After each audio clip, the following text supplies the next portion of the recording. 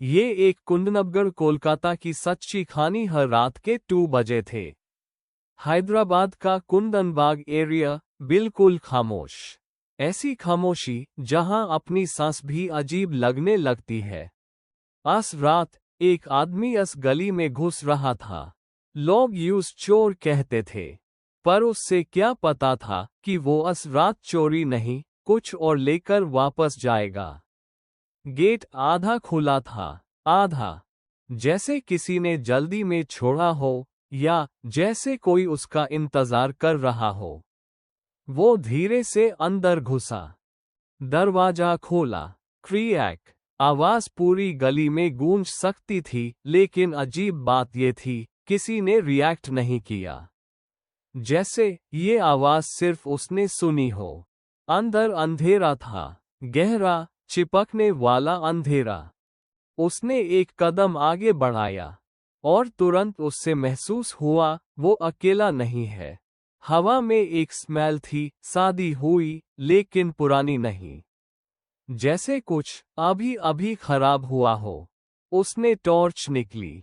Light ने room को काटा और सामने दिखा दीवारों पर मोमबत्ती के काले निशान, फ्लोर पर लाल दाग, सूखे हुए, और एक कोने में एक बुझी हुई मोमबत्ती। वो झुक कर देख ही रहा था कि अचानक ऊपर से आवाज आए, थक थक थक।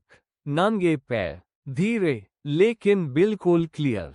उसका गला सूख गया। वो सीढ़ियों की तरफ बढ़ा। हर स्टेप हैवी लग रहा था, जैसे पैर किसी और जगह फंस रहे हो। और फिर उसने रियलाइज किया फुटस्टेप्स सिर्फ आगे से नहीं, पीछे से भी आ रहे थे। वो रुक गया, मुड़कर देखा, कोई नहीं। पर एक सेकंड के लिए उसने महसूस किया कि कोई उसके बिल्कुल करीब खड़ा है, सांस ले रहा है, ठंडी, धीमी सांस। वो बिना पीछे देखे सीढ़ियां चढ़ गया। Second floor. एक दरवाजा आधा खुला था, अंदर पिच डार्क। उसने टॉर्च उठाई और जैसे हाईलाइट अंदर गई, उसकी सांस रुक गई। रूम के अंदर 3 बॉडीज पड़ी थी, एक औरत और 2 लड़कियां। तीनों शादी हुई, चेहरे पहचान के बाहर, पर उनकी एक्सप्रेशंस डर में जम गए थे, जैसे मरने से पहले उन्होंने कुछ ऐसा देखा हो जो इंसान देख नहीं सकता। वो धीरे से पीछे हटने लगा, तभी उसने देखा एक मोमबत्ती खुद से जल उठी। फिर एक और, फिर एक और। रूम में हल्की रोशनी फैल गई और उस रोशनी में बॉडीज हिलती हुई सी लगी। उसने आंखें झपकाए। बॉडीज वैसी ही थी, पर फिर उसने देखा एक लड़की की आंख सीधा उसकी तरफ देख रही थी। बॉडी बिल्कुल स्टिल थी, पर आंख जिंदा थी। उसके कान के पास एक आवाज आए, धीमी, ठंडी, तुम आ गए। उसका दिल रुक गया। वो मुड़कर भगना चाहता था, पर उसने जो देखा उसने उससे जम दिया। रूम के कोने में 3 सिलुएट्स खड़ी थी, वही हाइट, वही शेप, वही 3 लोग, पर उनकी बॉडीज तो जमीन पर पड़ी थी। वो भागा, सीढ़ियां उतरते हुए गिरा, संभाला, फिर भागा, पर फुटस्टेप्स उसके पीछे आ रहे थे, तेज और तेज, जैसे कोई भागकर उसके करीब आ रहा हो।